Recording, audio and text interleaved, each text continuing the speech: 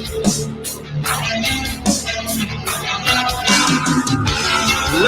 stoner stay alone in his room to himself and his thoughts they consume. Forever waiting for this moment in time, baby. For what he's searching for and finally find. Never knowing what this world was about, baby. Only one is happening right now, baby. Some things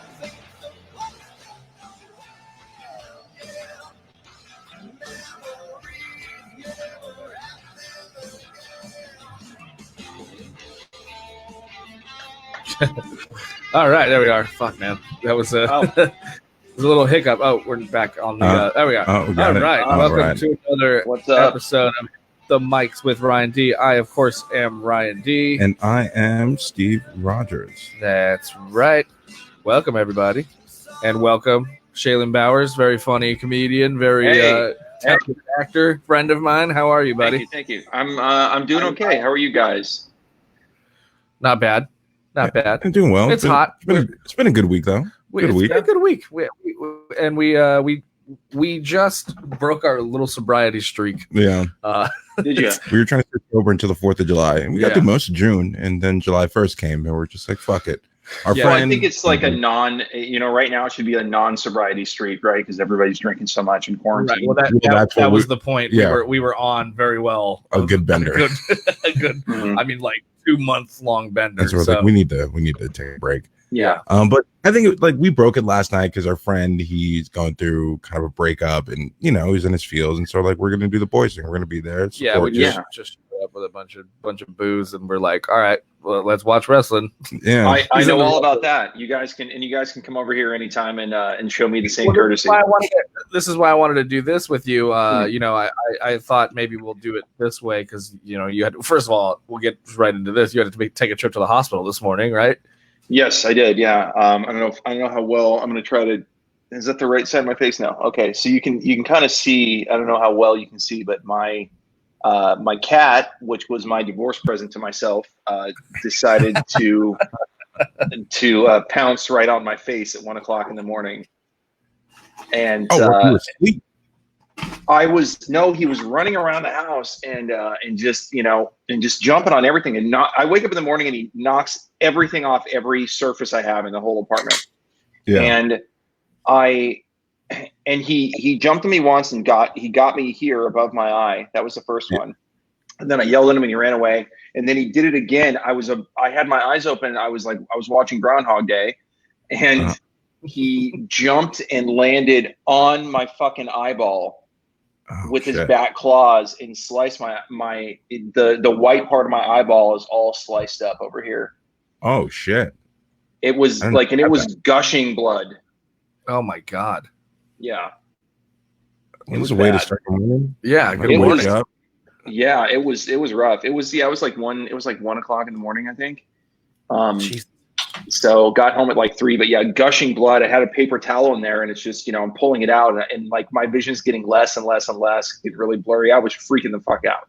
Oh man. Man. Yeah. But now you're okay.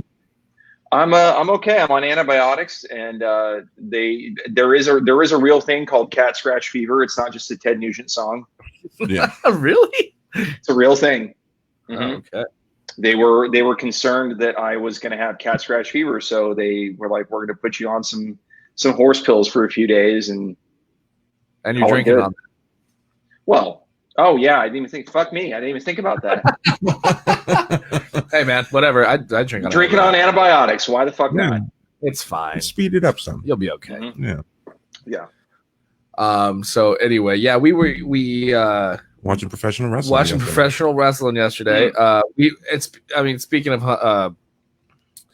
homoeroticism, we've been drinking these seltzers, And a lot of people have been taking jabs at the both of us for drinking these hard seltzers instead of sure beer. Well, guess what we mostly do? We're always like IPA, some kind of craft beer. Like when we would hang out, that's what we do. Oh, I know you. I know you, Ryan. Yeah. I don't know where it came from, and it was just like, let's try these seltzers out. Yeah. And then it's like, holy fuck, these things are actually delicious. Really good. And you don't get bloated. Yeah. And you get drunk pretty easily. Yeah. They're dangerous. Yeah. Well, I got you guys. I got you guys. I'm on the same. This looks like rosé. It's not. It's actually whiskey and strawberry juice beverage. Oh, all right. Okay. So I was like, let's try it. Let's see what happens. No, why not? Yeah. But I got this the Costco Irish whiskey right there. Oh, dude, Kirkland brand that Kirkland stuff is alcohol. Good. Yeah, solid top shelf. Yeah. The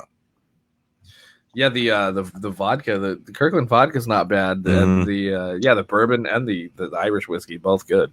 Yeah, very good. Who is Kirkland and where do they get all this shit from? I don't know. Jeans, dog. Yeah. Anyway, what were you gonna say? So we were watching wrestling at our friend's house the other day. Or yesterday, last night, and I don't have cable, so I don't watch TV, so I don't see any new commercials or anything. I just stream everything. Oh yeah. And so last night, a MaxiPad commercial came on, as they do, and then I noticed it immediately. I'm like, "Yo, when did they stop using the blue liquid?" Because they were doing like the pour test on the pad. They don't use blue liquid anymore. It was pink. It was red. Yeah, it was a very light red. And I was like, "Oh my god, really?" Yeah, I was like, "When the fuck they stopped using the blue liquid?" It was just very interesting and weird. Yeah. Just you grew up your whole life with the blue liquid pouring on the I know. That's jarring. That's jarring. And then he's like, all of a sudden, and we're I didn't it's hear 2020, man. It's Corona. Yeah. It's reality now. We're fucking enough of the fantasy. It's reality time. I came out of the bathroom and then that commercial's on there. And he goes, "What the fuck happened to the blue liquid?" What the fuck did this start happening? He's yelling. He's like, he's mad at the TV. I wasn't mad at the TV. I was shocked. But the way you, it just made me fucking laugh. There's no more sugarcoating. No more sugarcoating. Yeah, we're going straight at this shit. Yeah. And if you're offended, fuck you. Pretty much. Yeah. Oh God. Yeah, I don't know. I found it's weird, like going through we haven't talked about my little personal crisis, so we'll get into it there. Yeah. We got time. I mean, do you want to do it now? What is it? Sure. Yeah. If you want to, because I was going to talk about things that were left behind. Oh, okay. Yeah. Well, you walked out of the room. Let's start with what happened. The bad news. Backstory. Well, okay. So I got married back in November. As you know. Hang on. Actually, let me preface this by saying, okay, sure. The way we met was in a weird way, like we were somehow connected to this person that just ruined your life. Yes. I met you at a comedy show, and then you were talking about this girl that you were like, falling in love with, and then I booked you on one of my shows, but within that week I was shooting something with her, and then you brought her to the show. And I was like, what the fuck is happening right now? Right.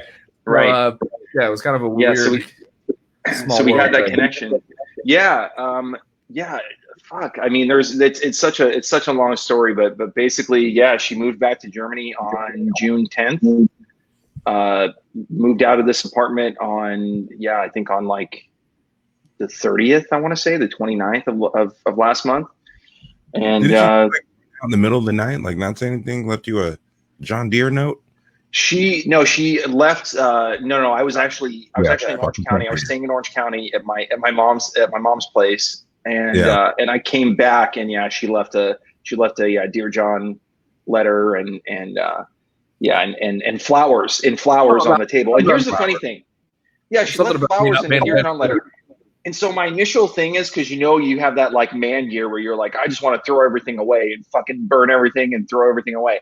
So I grab the flowers and I'm like, fuck these flowers, right? And I come in here and I'm about to throw them in the trash. And then I looked at them. This is a real thing. And I looked at the flowers and I was like, it's not your fault. You didn't do this. You didn't rip my heart out. Like, no, you didn't do this. Yeah. So you can stay. So I put them back and, let them live with me for the rest of even though, what's funny about it? They're already fucking dead. Well, yeah, well. much like your love life, it just went away. Everything went away.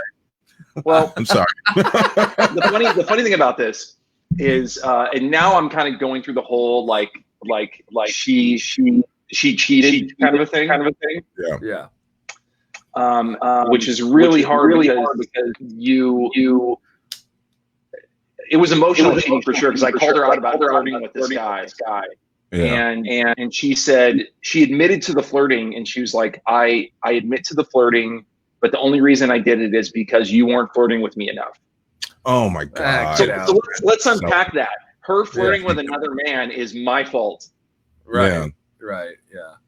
Yeah, and it's always. I mean, I went through this kind of the same thing where it's like you start to put together the pieces when you start, looking back. You're like, all the signs were there, and you were just so blindly in love, like you were. Yeah, I wish because I remember you told me some of those things that were happening to you like after it, and I was just like, what the fuck, bro? Yeah. Like if you would have told me anything, if you would have told me these things, that would have been the voice of reason. Like, this does not make sense. Yeah, this does not make sense. Right. Yeah. When you're in there and you're in love, like you just.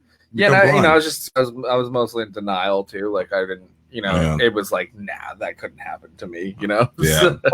Yeah, you rationalize and. Yeah. Well, Steve here is actually the person who broke the news to me. That was hard. Yeah. Yeah. I caught her cheating. She pocketed out. Wait. You caught her cheating? Yeah. We were all hanging out at the brewery that we worked at, and he left early. And she came back to the brewery, and I was there with the owner and some other friends. And it's late. It's like 2-3 in the morning, and we decided to go back to the boss's house.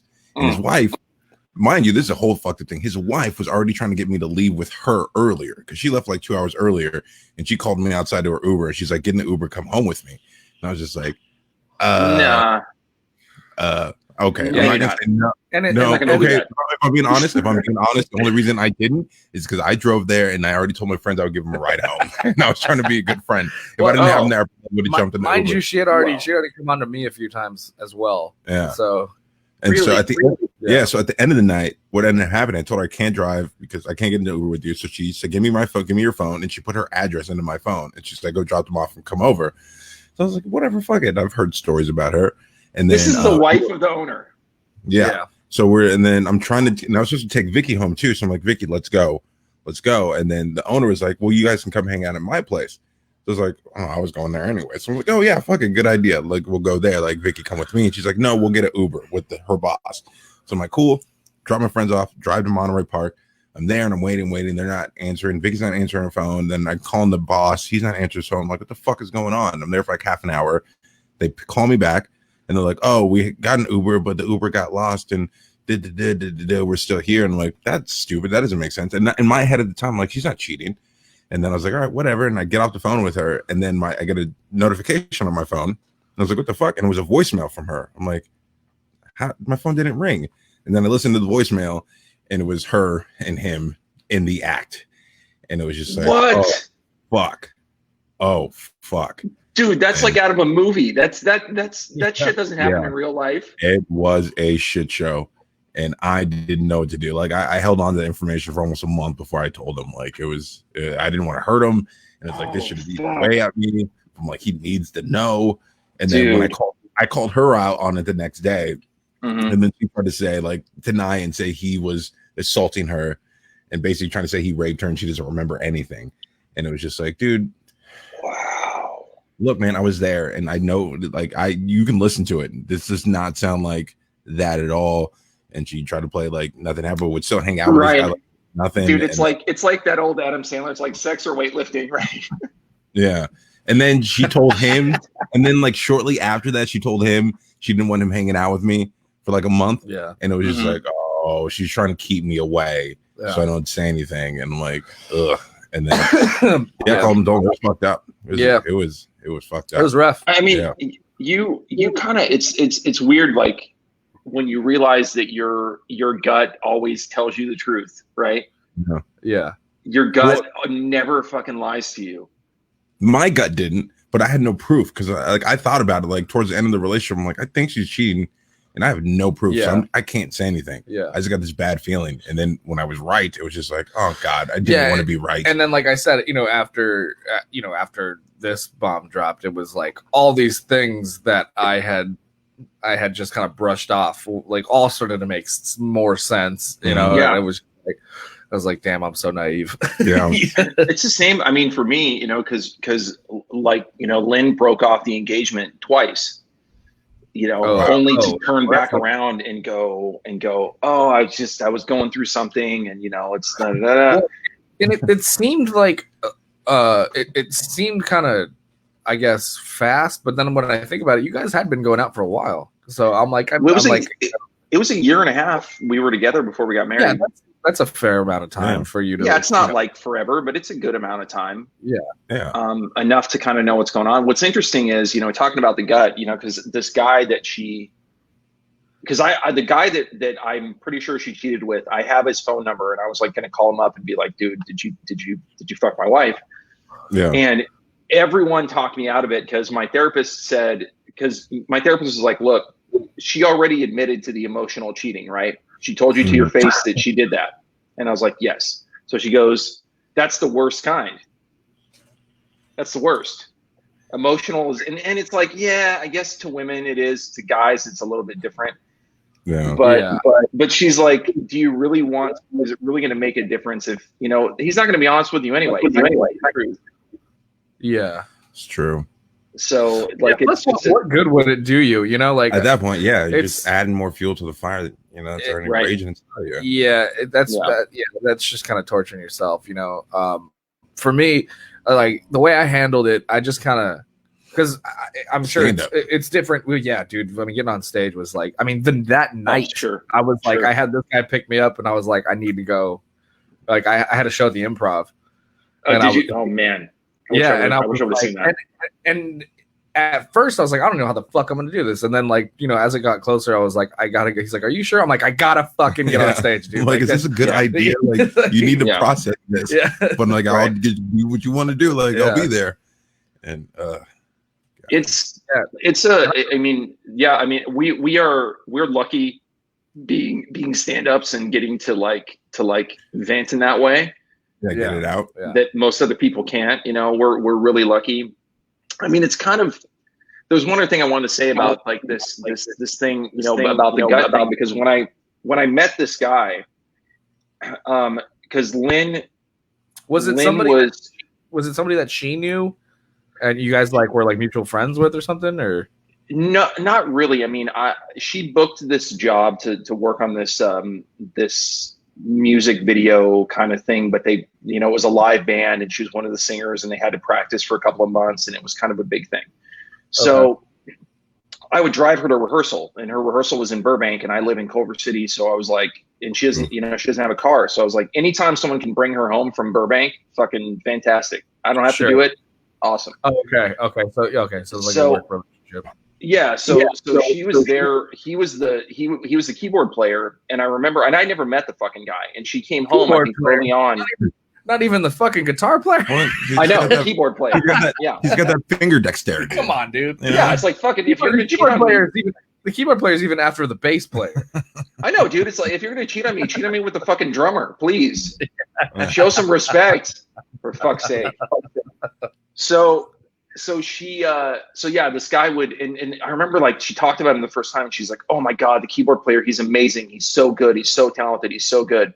And I'm like, that's always fun. Yeah. To hear about somebody more talented than you. Oh, tell me how great this dude is. Yeah. Please go on. Yeah. And I thought the guy was like, I didn't know about this guy. I thought he might've been 50 years old. I had no fucking idea. So at one point she invited me, he drove her home, and he would drive her home, on several occasions. Right. I still hadn't met the guy. At one point she's like, hey, Tim's friend is in town with his girlfriend, and why don't you come meet us in Venice? And I was like, cool. So I go meet them. When I meet the guy, and the guy's 10 years younger than me, has he's got family money, he's got drives a Porsche and shit, and I'm like, okay, already I'm feeling a little bit, but he was creepy nice. Like not like a little nice, not he like came up and he like bro, he's like, oh my god, dude, it's so great to meet you, man. I've heard so much about you. I'm like, what are you doing? Cover for your shittiness, for your sneaking around. We just did pretty much a whole episode on like, you know, people without vices, people without vices, overly nice, who are overly nice. What do you cover? We did a whole podcast. Enlighten me.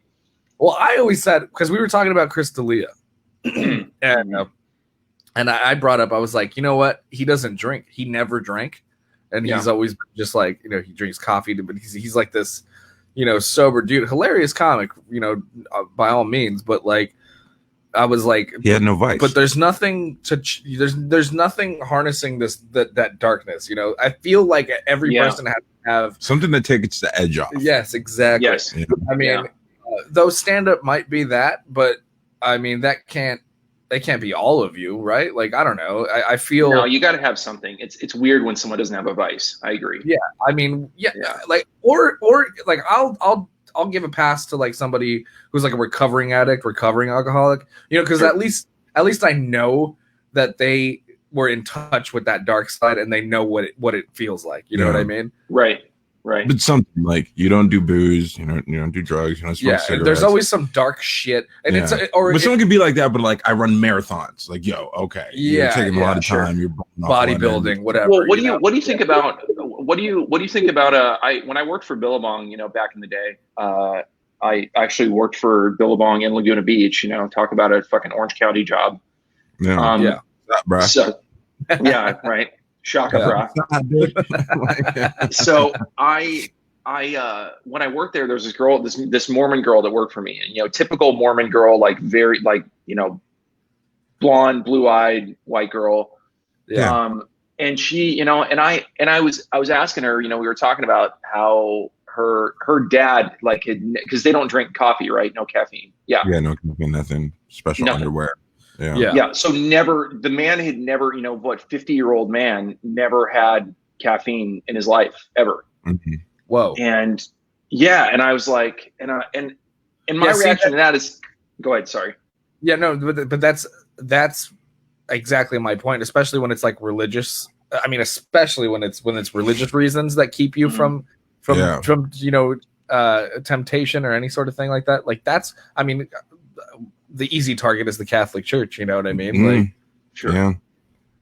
But that is well, and I wonder, you know, and I agree with you. I think if you've been through shit and you've seen the darkness and you've kind of like lifted yourself out of the darkness, then I have the recovering drug addict, recovering alcoholic, whatever. Right. You know, anger management, you know, shit like totally. that. Yeah. I have respect for those people. I don't know if I have as much respect for people who just like, oh, we're going to keep all the bad stuff over there.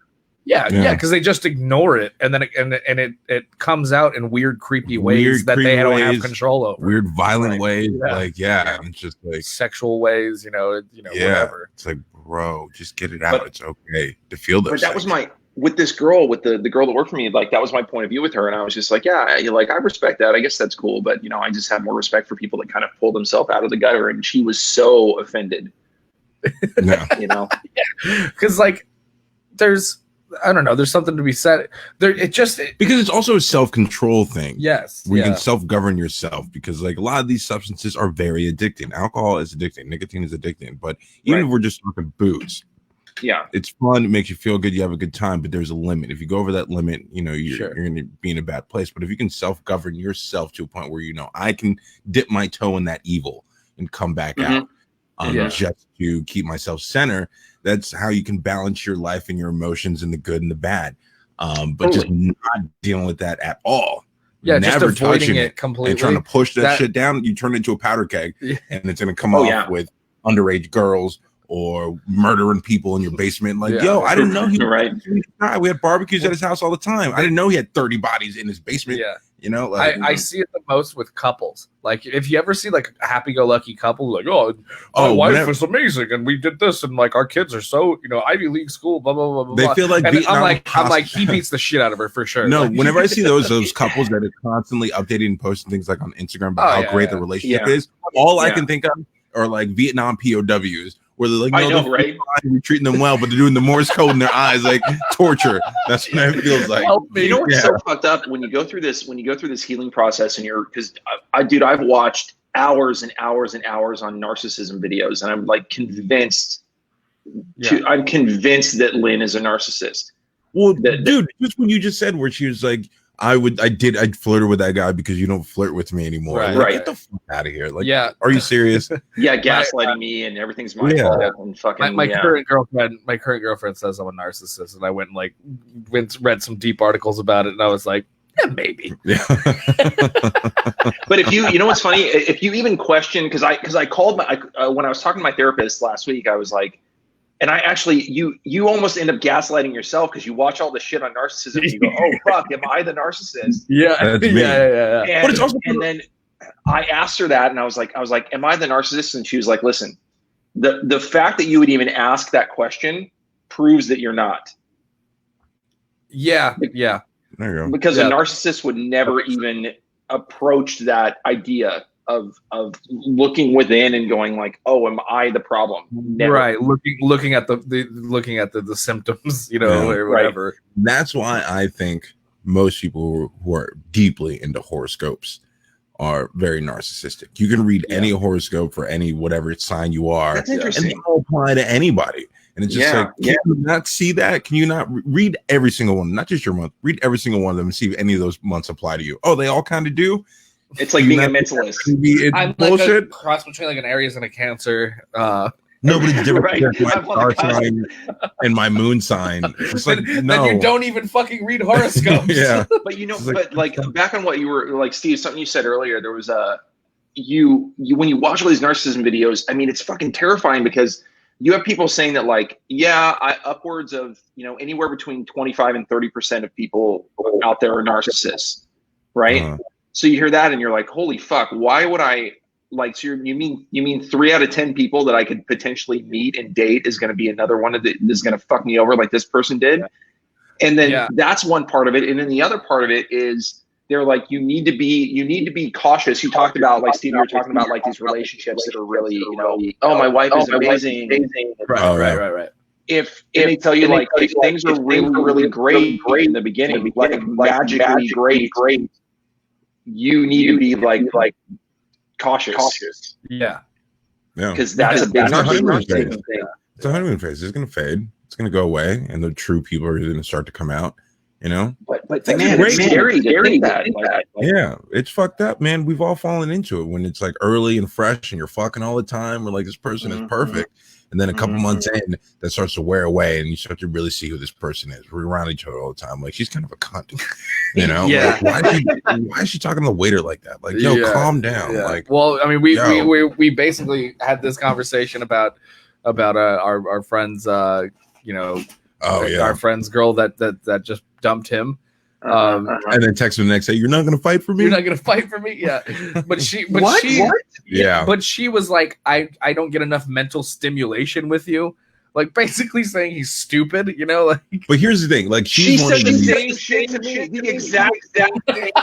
Oh yeah, it's so stupid. It's so stupid because our friend Javi, great friend to us, he's into professional wrestling. Nothing wrong with that. I wasn't into it, but we would watch it with him. But she would shit on that all the time, and that's something he really likes. Yeah. The comedies he would watch. He's still a big fan of like the old Mel Brooks comedies, the old Naked Guns, which are great fucking comedy movies. And she would shit on them. Like, I need more mental stimulation. Like, yeah, it's dumb, but it's still funny comedy. But she only watches like period pieces. That's shit like that. So hold on, let me finish. Okay, go ahead. So she's shitting on all these things like they're beneath her, and she needs more mental stimulation. She only watches period pieces and documentaries because she's sophisticated. But then she made him go to a drive-in Garth Brooks concert. $100 a ticket. What? Yeah. Because singing about beer and wanting to fuck your truck is somehow more mentally stimulating than watching fucking Blazing Saddles. Is this her name's not Lynn, is it? No.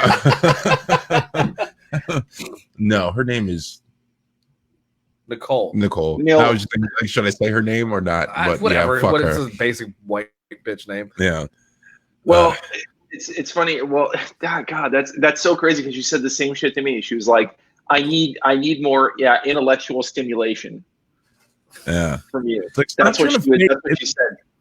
these are the girls that are the same girls in like middle school. We're like, oh my god, like in 6th, 7th grade. Oh my god, you still watch Pokemon? Like, why don't you grow up? Right. Like, bitch, we're 12. Yeah. Why are you trying to be an adult? Just because we're not getting finger fucked in a drive-in. Just because some like 20-year-old is like talking to you and being creepy to you on the weekends, you don't understand why it's a bad thing. Right. Other dudes your age are just immature and playing Pokemon at 11, she got mad. 12 years old. She got mad about she had me watch this this Joaquin Phoenix movie, this Woody Allen movie called Irrational Man, and I fucking hated it. Yeah. Uh-huh. And she took that as like it was like a personal insult that I didn't like this movie that she likes. It's okay to not like things that your partner doesn't like. I mean, yeah, that's. But also, like, film people, like, I write and I direct myself, and I really love movies and film. And same, yeah. Look, if I'm being real, yeah, you're an actor. If I'm being real, like, yeah, some of those old defining movies, yeah, are great, but they're not. None of those are my favorite movies. When I talk to people, like, I'm in the film, like, oh shit, what's your favorite movie? Scott Pilgrim versus the World, you know. Really? And Yeah. people look at me like I'm crazy. Like, really? Like, I thought you were in the film. I'm like, yes, I am. I love Scorsese and I love, Tarantino and, all these great directors. Sure. But that movie, it just speaks to me. Edgar Wright's directing style, the comedy, the references to all the old like shit that I was into when I was a kid and still now. And just it's just goofy and dumb, and it's directed very well. And it's like, it's my favorite movie. But for some reason, like, film is supposed to be this depressing strong look at reflection of reality, and it's just like, no, it doesn't have to. That doesn't make it great. Yeah, it's exactly. We watched. Go ahead. Sorry, dude. No, yeah, you go ahead. No, we watched. So I'd never seen a Charlie Chaplin movie, right? Yeah. And so we watched City Lights, which is like the one people say to watch. Yeah. Good movie. I enjoyed it. Like, I think it's something to, I think everybody should watch that. I mean, I don't really like movies from that era, but, I watched it and I was like, yeah, this is impressive, for considering like what it was. And I felt like when it was over, I had to give like a fucking book report about what I liked about it and what I didn't like. It was really, and I felt like, oh man, if I get this answer wrong, then, I'm not going to have sex for a week, is that kind of a, That's the only thing you speak. Did you like it? Did it make you laugh? Yeah. That's it. Did you feel something when you watched the movie? That's it. Right. Did it speak to you? That's it. It's this big look, when I had to write about Rosebud and fucking what was that movie? Citizen Kane. And I had to write about Rosebud. I'm like, yo, it's a sled. Apparently it was like what William Randolph Hearst called his mistress, Rosebud, and then they were playing on that, and I'm like, yo, you guys are looking too much into it. Like, yo, it's not that serious. Yeah, it's not that serious. It's weird that why do I need to know all the Easter eggs of this fucking movie? Yeah, to know that I understood it or not. It's like people forget that that the point of cinema is to kind of just forget about real life for a minute and just turn your brain off and be entertained. And take that journey. Yeah, that's it. Yeah, and it's like it doesn't need to be some fucking completely like breathtaking, mind-changing thing. Thought-provoking. It's like, yeah, I enjoy those movies too, but like, dude, it's, just like we talked about. But sometimes, yeah, fuck it, I want to watch two greasy dudes fucking wrestle on TV. It's stupid and it's very gay, but it's fun to watch. Yeah,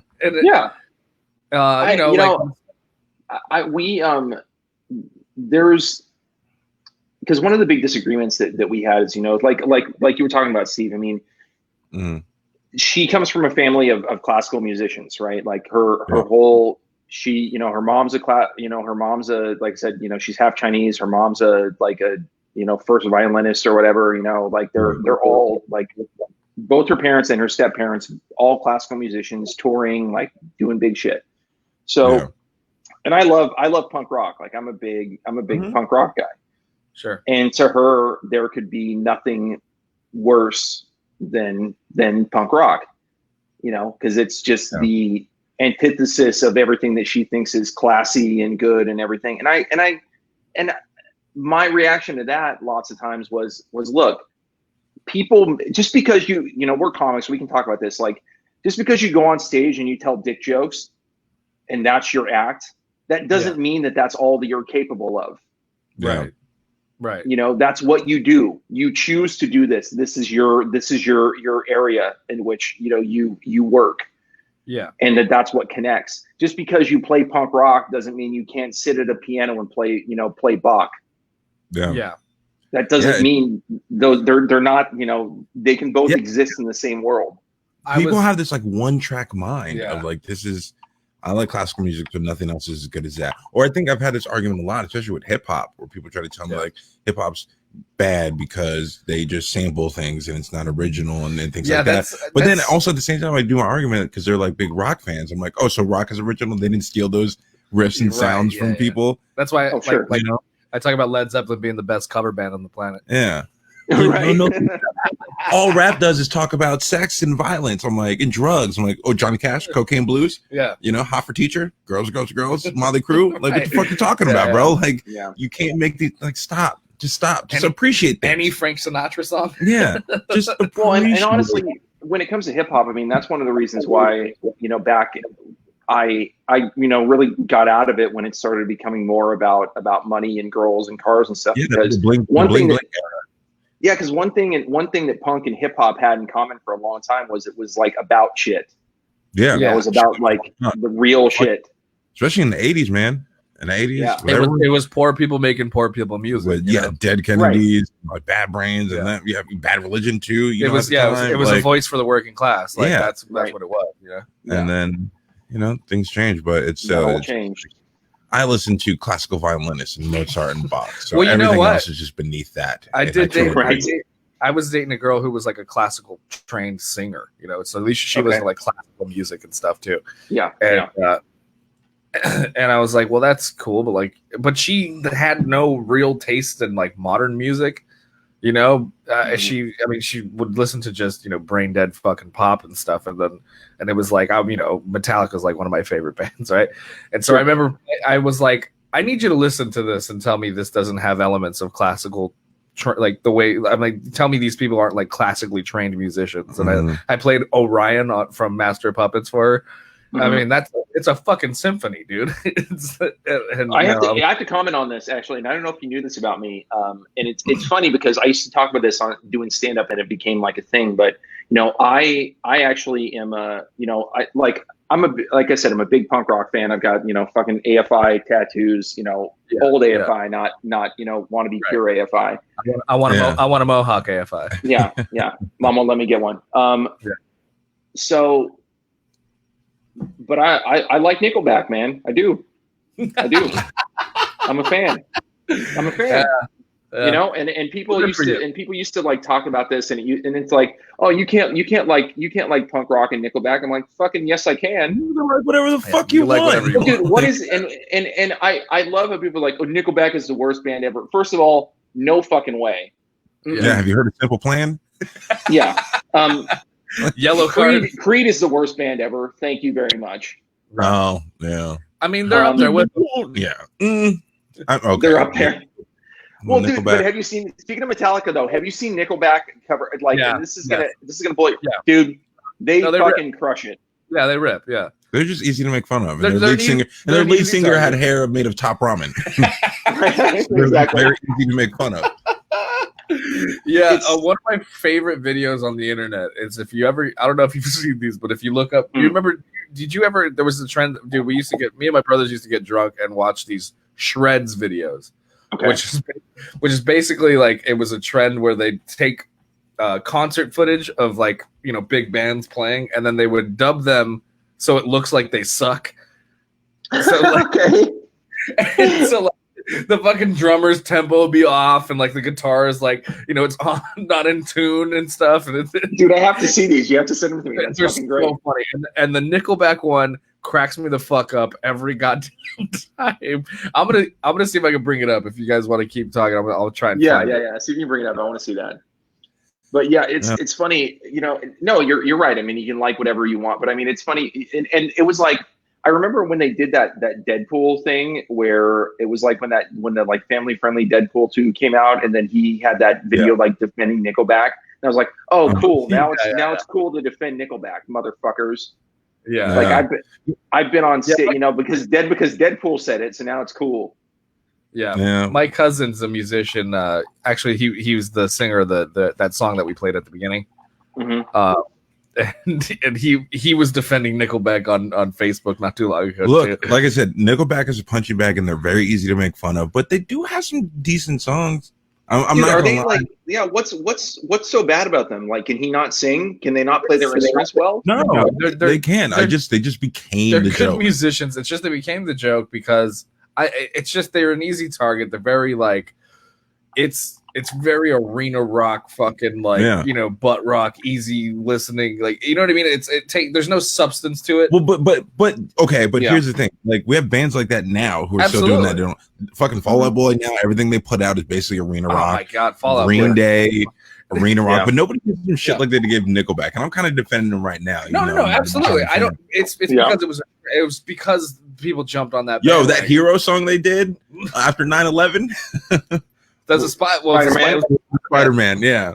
Like that was. Well, there's another band, and you know who I listen to. Speaking of that song, because you know who else is on that, and I don't know. Do you remember Saliva? Yeah. Oh, dude, yeah. Mm-hmm. Yeah. Because I remember it was like a couple people on Saliva there, was actually Saliva fan. But Chad Kroger was Saliva was dope. Most. Yeah, I remember there was a new. They came out with a new Spy Hunter game. Oh yeah. On PS2. And Saliva did the soundtrack to it. Oh, really? It was pretty fucking dope. Oh, really? Yeah. And it came with like an extra CD, like with the game. Yeah. Oh man, I'm trying to think of what else that I like that's embarrassing. Shit. I mean, there's so much stuff that I like that's like quote unquote embarrassing. Yeah. I mean, I'll say it out loud and proud. I'm a huge NSYNC fan. I'm a Backstreet Boys guy. NSYNC guy. Like, yo. Yeah, Huh? I would say, well, first of all, I'm not a big Backstreet Boys fan, but more than that song, that'll get you. That'll get you right in there. Oh, more than that, the song. More than that.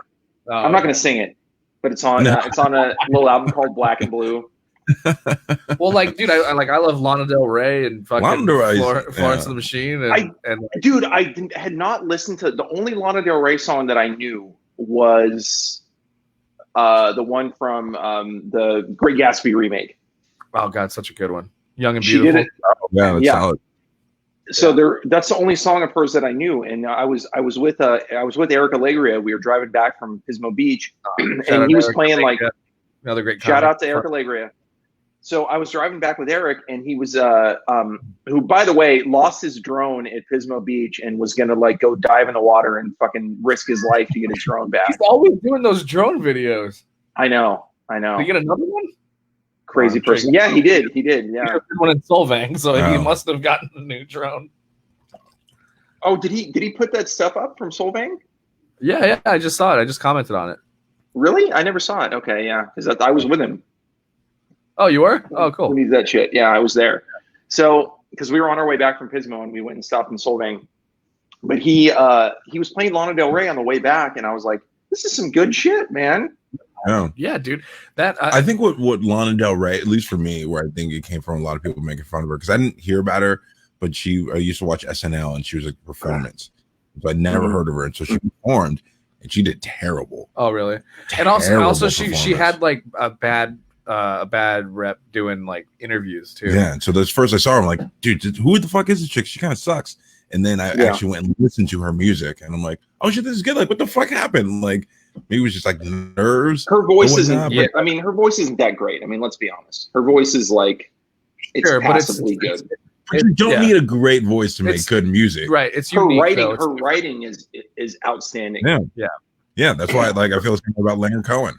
Leonard Cohen didn't have a great voice, but when he sang his words, man, like it hit you, dude. Outstanding lyrics. Yeah. Writing's great. She produces her own shit too, which makes it even more impressive. It's like she's a true musician. I'm gonna dig myself a bigger hole here. You know what band is who's a fucking great lyricist? Most underrated lyricist around, I think, is Johnny Resnick from Goo Goo Dolls. Oh. Yeah. I mean, for sure. Dude, that song. Put on Iris. Everyone's singing in the bar, no matter any state in America. Put on Iris. Oh shit! Sorry. Everybody's singing in that shit. Yeah, dude. I'm thinking but dude, you remember? No, my Goo Goo Doll song is fucking because I'm a punk guy, so I like their more kind of punk edge stuff. Long Way Down from Twister. I don't know. I don't know Goo Goo Dolls like that, but I trust you. I had like 2 albums back in the early 2000s or something. Dude, you got to listen to long way down fucking shreds. I think I know what you're talking about, but like I said, I had 2 CDs and great song. They weren't really in rotation, but yeah. Well, see, and that's what people made fun of them because they're like, well, what a stupid name for a band. And I'm like, well, you don't. The reason they're called Goo Goo Dolls is because they were a punk band. So they're like they're one of those like silly punk bands. They're like, we don't give a fuck what we're called. Let's call ourselves the dumbest thing possible. Okay, Goo Goo Dolls, great. That makes sense because like who else was there that's similar? The Voodoo Glow Skulls. Voodoo Glow Skulls. Voodoo Glow Skulls, yeah. Yeah, so it's all. I saw them with Pepper on the Queen Mary in Long Beach. That actually sounds like a great fucking show. That sounds fun. I remember my friend had a punk band when I was like younger. When we go to punk shows, and his punk band's name was the Teriyaki Vomit Sluts. Nice, it's a good one. Just like throw some words together. There you go. There's Fart Barf. Fart Barf. That's have you heard of Fart Barf? That's good. I've never heard of Fart Barf. They all wear masks that are they're like these matching fucking. They look like I'll bring up a photo. They're fucking ridiculous. Yeah. They wear these matching masks with like beards and fucking like spread out teeth. Like they look like fucking. It's wild. Yeah, I mean, I remember saying that too when I was in a band. I'm like, I don't give a fuck if our name's like Dick Farts. Like, who cares? And they're like, that's our name. We're not going anywhere anyway. Yeah, yeah, who cares? And then you do, and then you're like, well, fuck me. Yeah, oh fuck me. Well, we have to censor our name when we sell. We're famous now. If we ever make it. Yeah. How's it coming along with the drumming? I know you I think are the first person I've seen just pretty much say I'm going to play drums and just start. And is that how it went down? Pretty much, yeah. I mean, I just kind of wanted to. I haven't done it in a while. I'll be honest. I think the divorce has pretty much taken over my life. No, I wanted to. I've always been fascinated by drumming. I just have always been fascinated by it. And I think it's such I can just watch people cover songs drumming, all day. It's so fucking fun. And I love, I just love it. I think it's great. Oh, here we go. Okay. All right. Are you guys ready for this?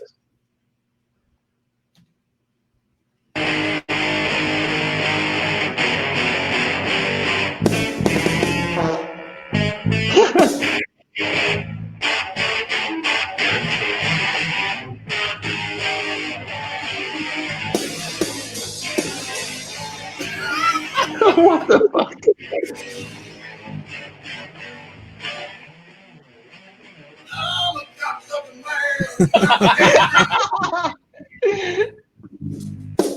My asshole hurts.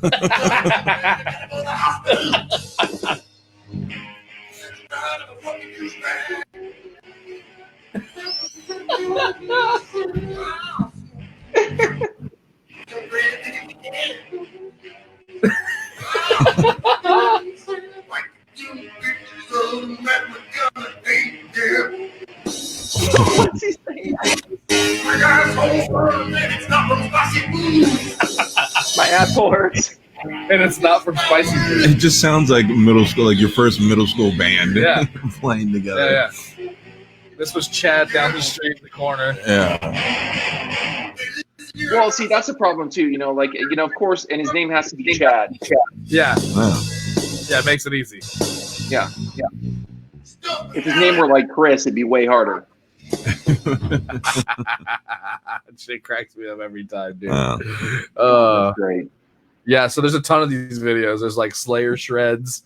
I gotta watch that. Shreds, That's amazing. Kiss shreds. There's a ton of them, dude. Well, Kiss shreds is just Kiss being Kiss because they fucking Speaking of suck. Slayer, I bought when I was God, how old was I? I must have been like 12 or 13, and I bought I went into a like, because I lived in Tahoe at the time, so I think I was and I was like in a fucking record store in Reno, and I picked up Divine Intervention.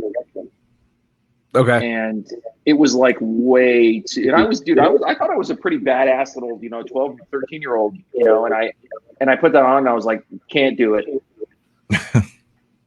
Why? Really? It was too much for me, and actually, because at the time, and I was actually like kind of getting into Danzig and, Divine Intervention, isn't that was more like their later 90s stuff, wasn't it? Yeah, I wanted like mid 90s maybe? Like 90s, yeah. So that was when they were getting into like the more new metal sound, and they were really hyping up the fucking aggression. Yeah. So, yeah. They've always been a pretty gnarly band, but it was like it strayed away from like thrash metal to like this fucking just like hammer fist into your eardrums, just real hard, real heavy. Yeah. No, I just wasn't. But I was big, because what I really, I remember too buying Danzig, because I wanted the live. Because remember when the live version of Mother, like I think in like 92, 93 was pretty big. Yeah. But Mother had already been out. Hey, that's my Danzig. You know what my favorite thing Danzig ever did? It was this video he put out where he got knocked out. Exactly. You fucking he got knocked out with a fast security guard. Sorry, did I step on your point? You kind of did. Sorry. It's okay. Yeah, what's that guy? What's he? Yeah, he pushed that guy, that big guy, like, you motherfucker, and then he just fucking. Yeah, the guy didn't even look like he clinched up. He just like. He noodle armed him. Yeah, because you lift weights don't mean you can fight.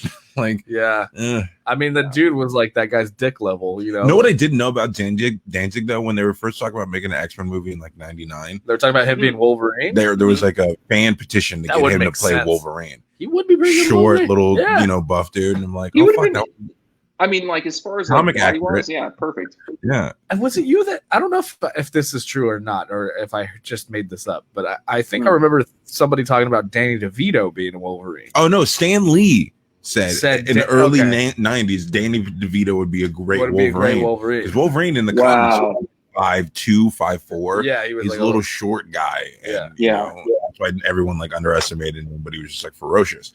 And so like, Stan Lee was in paper and quoted saying like Danny DeVito would be a great Wolverine. And now I can only think of like Frank. Because Danny DeVito's a great actor, but all I can think of is like Frank from It's Always Sunny in Philadelphia or the Penguin. Yeah, and then just that as a Wolverine. God, he's such a good Penguin, though. Yeah, he was such a good fucking Penguin. Speaking of Danzig, though, I have to because I don't know if Danzig DeVito. No, Danzig DeVito, yeah, the Danzig DeVito drama that we're going through. That's our band name. That's our band name, dude. Danzig DeVito drama. I love it. Triple D. What were you saying? I'm a big so to me and again, if anyone's watching this and wants to come yell at me on Twitter, I think that Michael Graves is a better lead singer than Danzig for the Misfits. Sorry, putting my hands up. I'm putting my hands up. Okay.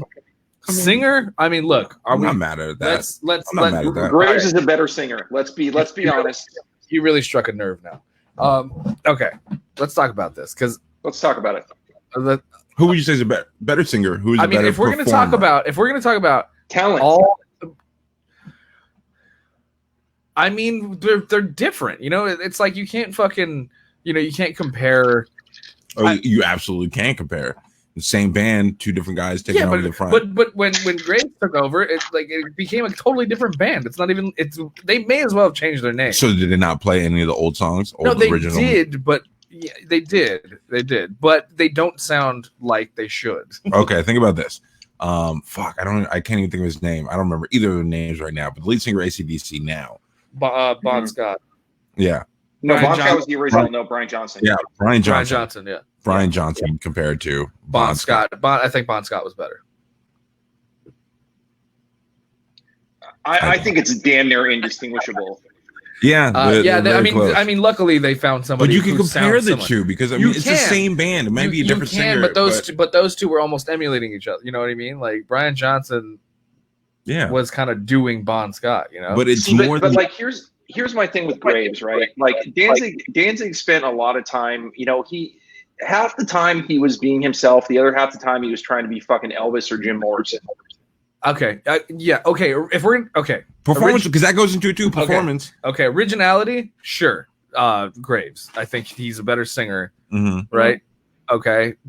Yeah, I get that. Fucking Danzig is he emulates Morris and Elvis quite a bit, right?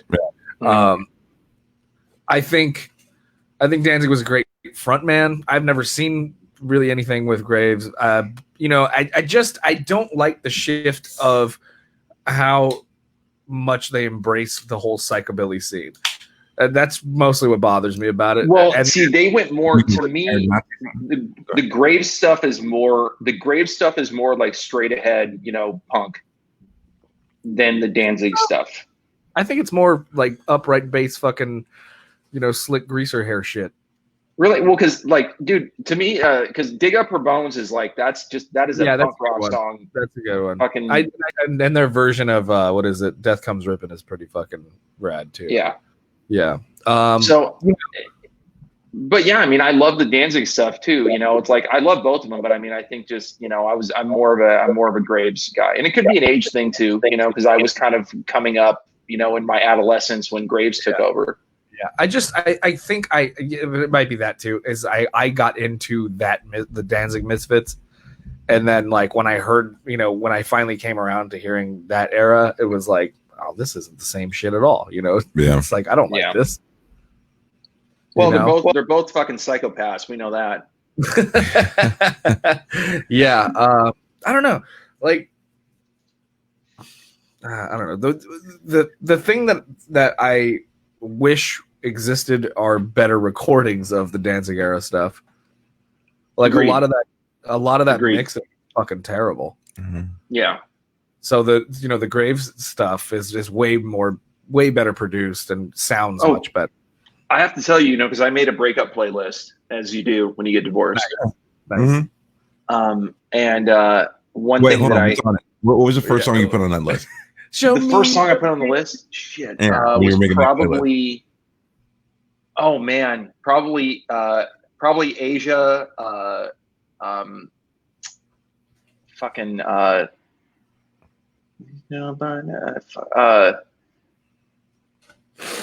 sure as the sun will cross the sky, this lie is over. Time, only time will tell by Asia. Okay. I don't know that one. I don't either. Yeah. I don't know. So I put that on there. But Danzig can't speak is on there. Okay. Because that's a good one. I can tell you guys. For me, my sad breakup list, the first band I would go to would be the XX. Yeah. Ooh, that's a good one. Yeah.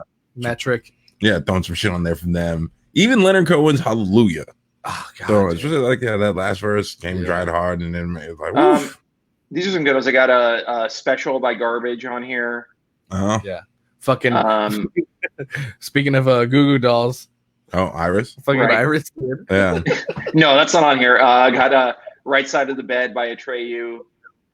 And see, the best thing about now is you could put that playlist on in your car. You got to have the mask on and put some sunglasses on. You can drive blaring it, crying, and no one can see it. No one will know what's going on. See, that's the thing too about right now is that you can cry, and people don't like. I was crying in the middle of the supermarket, and people are just like, "Oh, he probably lost a family member to Corona or something."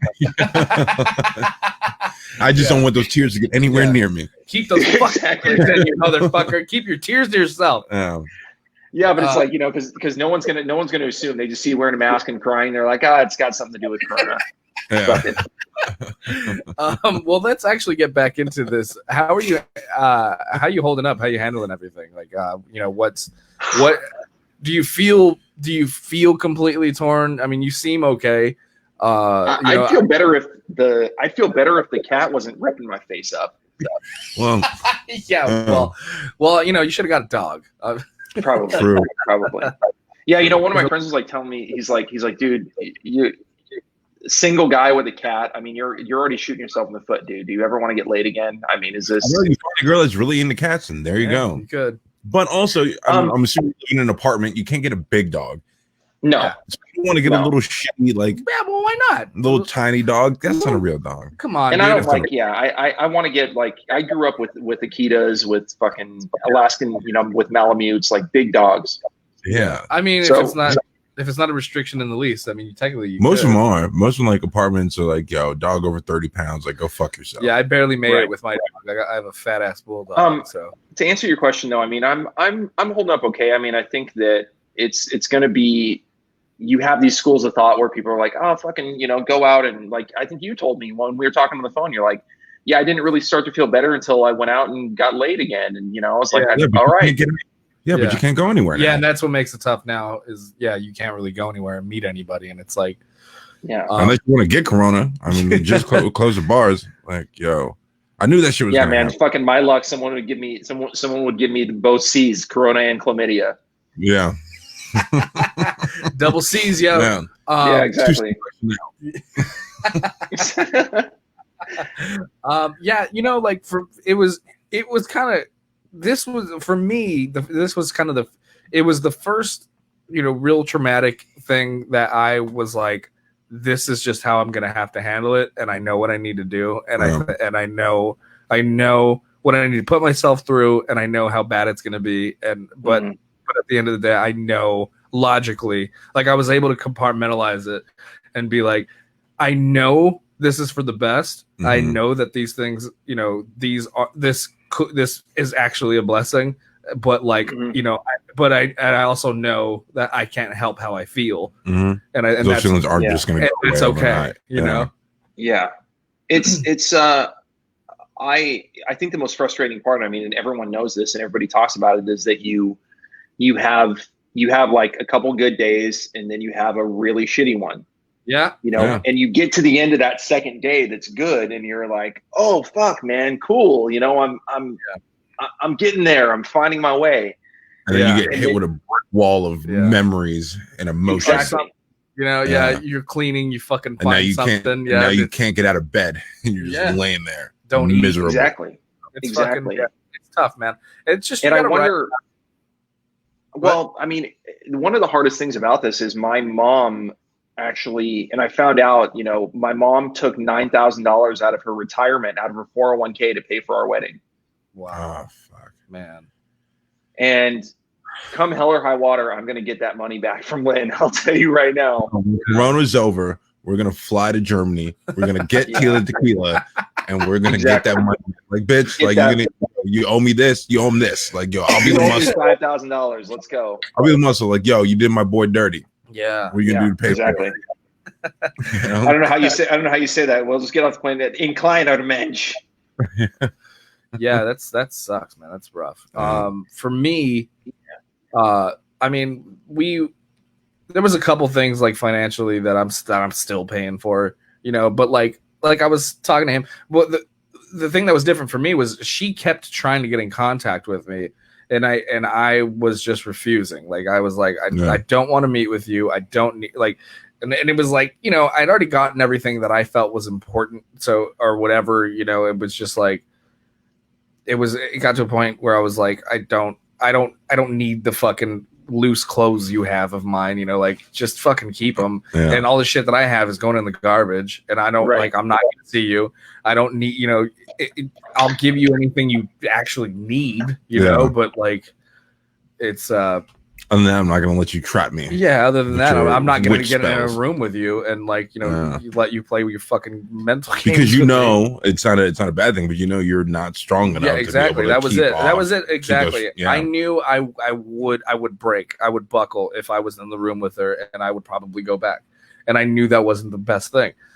Yeah, I mean, that was probably the worst thing that I could do, and I knew I wasn't strong enough. So, I think that's and it's good on you for being that self-aware. Yeah. So that was one of the things that it was just that's what made it harder. But like, by doing that and just kind of isolating myself and really not and kind of just keeping a tight circle and not spilling my guts too much about everything, just keeping it. I kind of. I did a lot of damage control. I tried to keep it under wraps. I didn't even like talk about it on like social media or podcasts for anything. No, we would just talk about it. Not need to go on social media. Not for a while. Yeah. And I didn't feel it necessary for it to be news. It was like, it's something that happened and it was something that I needed to deal with, and it was like, And I don't know. I take pride in the way I handled it. I think that was the most shocking part to me, because I thought like, yo, like he's gonna be a wreck. Yeah. And so I'm like, I'm gonna be there. And then like, yeah, you're just handling it well. I'm like, this isn't normal. Like, yeah. Are you sure you're okay? Well, you know, and it was weird because I knew, and then that was the thing too, was because I had a stand-up trip booked too. So it was like when it happened, I had 2 weeks to kind of fucking just numb myself by getting this instant gratification doing stage time, and like I was busy. I was able to distract myself, and then it was like the other shoe dropped right like when I moved back into my grandparents' place in an empty room in a fucking air mattress. It was like I just broke down. Like I'm like, here I am again. Well, yeah, that's a moment where you're like, fuck. Yeah. Well, since you just really hit you in the face. Well, with Shaelan, with you, like, I mean, not having, I mean, 6 months ago, what was this, like January, February? I'm assuming when she left. She left. No. She left on June 10th. That's when she left. Wait, like a month ago? Yeah. Holy shit!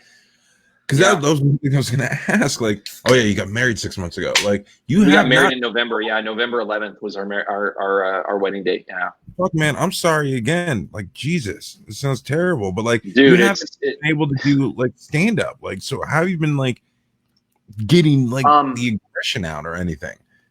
I knew when I came home. I mean, I know this is all supposed to be funny. I'm going to try, but no, it's good, man. Don't worry about it. We're real. No, when I came home, I knew that because I was in Orange County. My mom, really went like mama bear on her because she and my mom were quite close, and so she texted my mom and said, I never meant to hurt anybody. And my mom was like, that's fucking great, Lynn. Well, you did. Yeah. And one thing that Lynn would always do is she would always have these like epiphanies. She would come home and she would have an epiphany about this other thing. There was always something that she was having an epiphany about. And which was like really, and I understand now she was trying to explain what was happening inside of her. So it was like, okay, well, this is why I'm feeling this way. But she texted me and said, my mom was like, you need to get the fuck out of Shaelan's apartment. You're moving on to your next chapter. You need to get out of Shaelan's apartment so we can move on to his. Yeah. And she texted me and said that she left. And I could have stayed in Orange County and licked my wounds and just said, like, I'm going to take my time and I'm going to, I'll come home later. But I was like, no, I'm going to go home. I have to face this. I'm going to walk into an empty apartment. I have to fucking face this. I can't run away. And I did. And I came back and I stood outside the door for, probably an hour with the key before I could even, like have the guts to walk inside. Yeah. And I knew it was going to be. I knew it's weird, knowing that you're going to walk into the hardest moment of your life. Yeah. Knowing that it's on the other side of that door, and that was harder than anything that I went through leading up to that moment.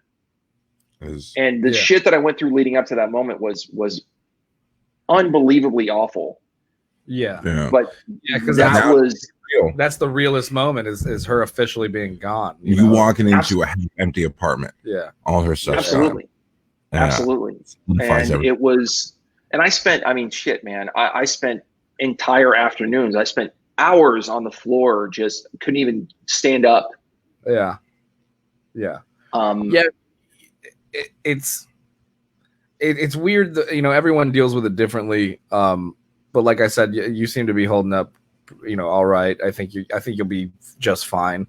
But like again, it's a month in. Yeah, true. You seem great right now, Shaelan. You seem great. And this is the first time we're ever meeting, but I'm still worried about you, man. Like, thank you. And not in a dismissive way. Right, I'm not trying to. That's heavy shit you're going through. I know, and I'm not. I don't mean you'll be just fine. I mean like you're like me, where you'll think of this as like a learning experience, and neither of us are ever going to be just fine, right? No. Like this is some shit that's going to fuck with us for the rest of our lives, And it's like, and so it's just, like you said, just trying to be self-aware and try not to blame what somebody else did to you on anybody else in the future. It's like, but the hardest part, like, I think from my perspective, like I said, Shaelan, we're just meeting for the first time today, is like, you do stand up, so you don't have that outlet because of Corona. Yes. We're in quarantine, so you can't just go out and just maybe fuck a couple girls just to try to make yourself feel better. You can't do that. All you can do is sit at home and deal with it. And it sucks. You have nothing really, I mean, what, TV and video games and shit, but you have no like social interactions where you can try to distract or distance yourself from that. And it's just, you're just forced to deal with it. And it's like, that's really fucking heavy. It's hard. Yeah, it sucks. Yeah, I feel for you. Thank you. It is. I mean, just sitting here and having to just process it, and being able to play video games and stuff, and kind of get into things. I was telling Ryan this when we were on the phone about being able to, like, she was very anti-video game, and because she had like PTSD from an old boyfriend that would just, he was like way into video games, and so much so that he wouldn't like pay attention to her, Well, I think you're squatted up, homie. Fuck it. Well, also, I think she's probably full of shit. I'm just gonna say she's probably full of shit because she seems like a narcissist. She ran out of the middle of the night. She's flirting with other dudes because she weren't flirting with them. Yeah. Probably some more to that story that she's not talking about. She walked in the door, he was playing fucking Call of Duty, and he wouldn't turn it off immediately. Right. That was my thing. Relationship. That was what it was with my ex. Was like, I'd get home from work, and I'm like, I'm gonna get into some fucking, some Duty or Grand Theft Auto or something like that, or Red Dead or whatever, right? And like, so I'll turn it on, and then she gets home from work, and then it's like, okay, turn it off, and I'm like, bitch, I just started. Yeah. Like, can I get one? She would ask you. Wait, she would ask you to turn it off. Yeah. Okay. My TV. We had a studio apartment, and there was only one TV. It was my TV with all of my gaming, with all my game stuff, and she's like, okay, I want to watch TV now, and I'm like, I never wanted to pull that card. Okay, then buy your own fucking TV. Or you could have just said, hey, bitch, you can pull up Netflix on your phone. Yeah, laptop, phone. Exactly. I know it sounds selfish, but like, no. So you know what I would do? What I ended up doing was casting onto my Mac, and I would sit at the desk and play. But even that would fucking bother her sometimes. I just want you to be bored with me. I don't want you to have fun. Which is kind of funny, because so now I'm seeing this girl, like, and it's like, I'm like, can I play Call of Duty with Steve? She's like, yeah. Why do you ask me? She's like, I don't give a fuck. Do you not realize I'm scarred? Oh, that's cool. Yeah, exactly. Yeah, I'm like, I don't know. I was in a very abusive relationship. It's like she'd actually been through. It's actually like she'd been through war, like Call of Duty, like the real war, not the fake war. Yeah. Well, because the funny thing is, like, about his new girlfriend, she's like been a friend of mine. Me and her have been friends for like 10 years. And so I've seen the relationship she was in before. And so Ryan's like the most normal guy she's ever been with. So I'm like, you playing video games is nothing to her. Yeah, like, she was dating literally like disabled people. That's not. I can't say the R word anymore, but like, these dudes were fucking like, really? Like, what are you doing? What are you doing with this fucking loser?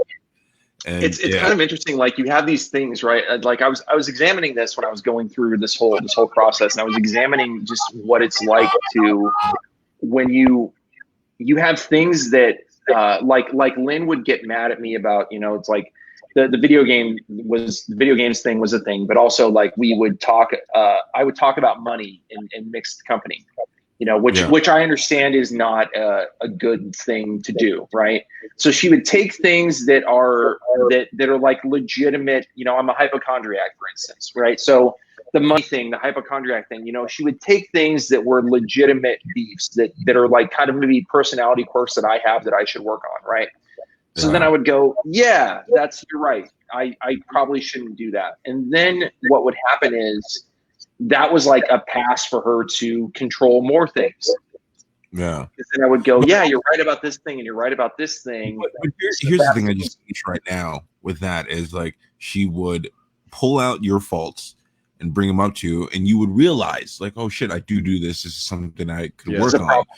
But on the opposite end, you probably wouldn't be able to do that with her. Like, I flirted with this guy because you don't flirt with me, and it's not my fault. It's your fault. Yeah, no. You know, and so she's not. Oh God, no. Yeah. It's easy to criticize everything you do, but she's perfect, and whatever she does, it's your fault. Yeah, and that's just a you manipulative gaslighting. Like, yo, what happened with me once? She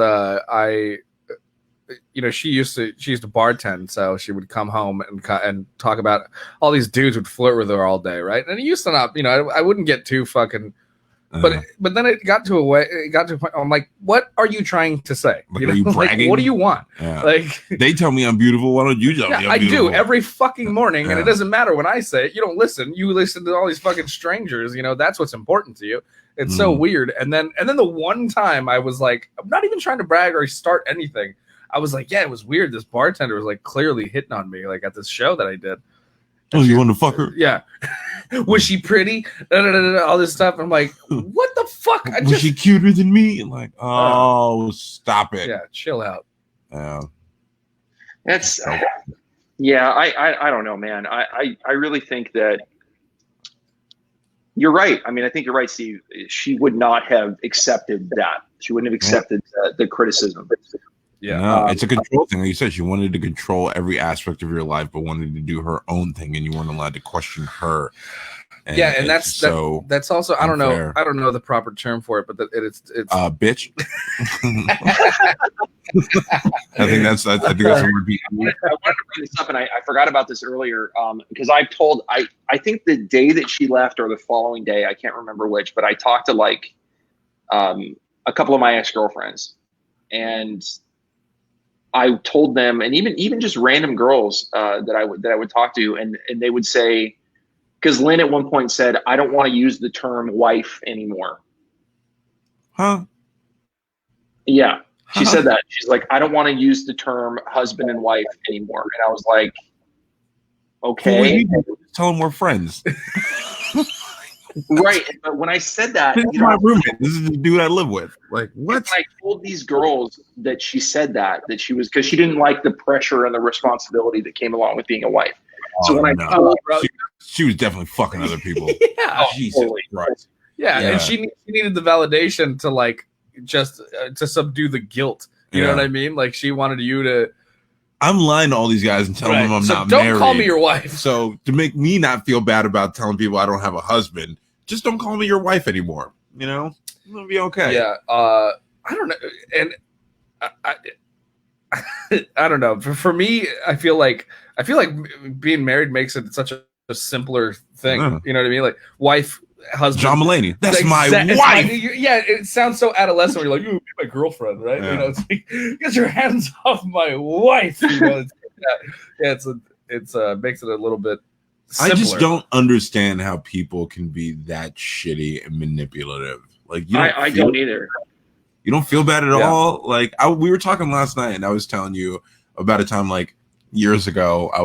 I had a friends with benefits situation with a girl, and then I ended up getting into another friends with benefits with another girl. But I wouldn't tell the one girl I was sleeping with. It was all protection, so everything was safe. But I felt bad that I was lying to her. Like, oh, do you want to come over tonight? Like, no, I'm just going to chill at home. But I was going to the other girl's house, even though there was no relation involved. And I felt shitty because I was lying to them when two girls I wasn't in a relationship with. But you're full on married to someone. Yeah. And you can go out and do these things. You're in a relationship with someone, you can go out and do these. I felt guilty with two single girls who I wasn't dating. Right. And you're doing this to your partner. Like, how do you not feel bad? Or even more, where do you find the fucking time? That too. Well, I think that there's something where, but I wanted to, the point I want to make on that is like these girls, all of them, every single one of them that I told, she said she said, I don't want to, do the whole wife thing, or, I don't want to call myself wife anymore. Every one of them called her the C word. Oh yeah. Yeah. You can say it. Cunt. Oh. Okay. Well, just in case, I'm gonna keep that one, to myself. But yeah, I mean, that's one of my feelings favorites behind that, which are just like, what a. But I, in learning about narcissism and learning about all these things, just realizing that they just get really fucking bored. Yeah, they can't. They need. It's like they're like they're an emotional vampire. They they fucking use you up and destroy your, you know, your whole demeanor and everything.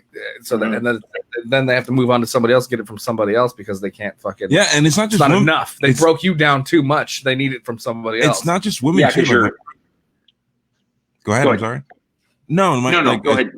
My friend Priscilla, she's going to be going through a divorce soon when her husband gets back from deployment. But she told me like the first time she caught him cheating, like flirting with other girls, and she called him out on it. His reasoning, it's kind of similar. It was just like, you haven't been showing me a lot of attention. But she's like, I'm getting my fucking master's right now. Yeah, I'm in school right now trying to get my master's to make our life better. Right. And I'm not showing you enough attention. Like, are you fucking kidding? Like, what is wrong with these people? Like, people like that. Like, it's like it's selfish, and I don't understand it. Well, again, to compare stories again, I fucking similar thing with me was like, I mean, not that this is before I caught her or whatever, right? But it was like that was the thing that was thrown at me a lot. You don't give me enough affection. You're not, and it's like. Hold on. Also, it's a two-way street. What affection are you showing me? Right. Yeah. Yes. And also I'm working fucking 8 hours a day doing stand-up at night, and shit's hot right now. Like I'm booking, like, be happy for me instead of complaining about me not being home and being around you all the time. You know, like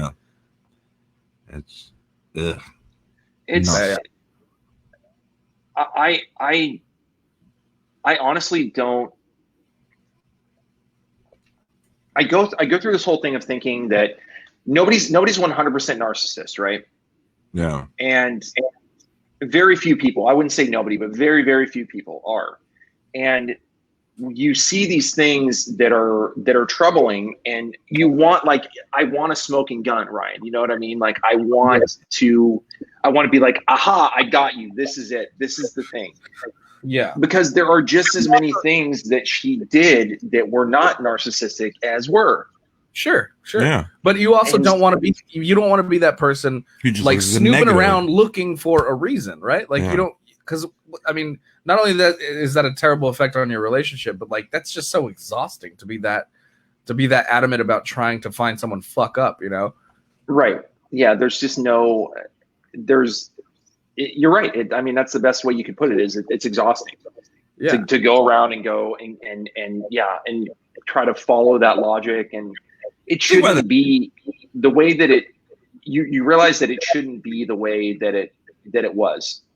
No, but like, how much time do you have on your hands? Because that person has an 8-hour day job, 40 hours a week, so they have to job for 8 hours a day, and you're cheating on somebody. So now you're texting them and trying to meet up with them and get that time, but then having to go back and delete the message and cover their tracks, but then also trying to go through your phone and your emails and everything like that to make sure you're not doing what they're doing, and then gaslighting you. It's like, how are you not tired?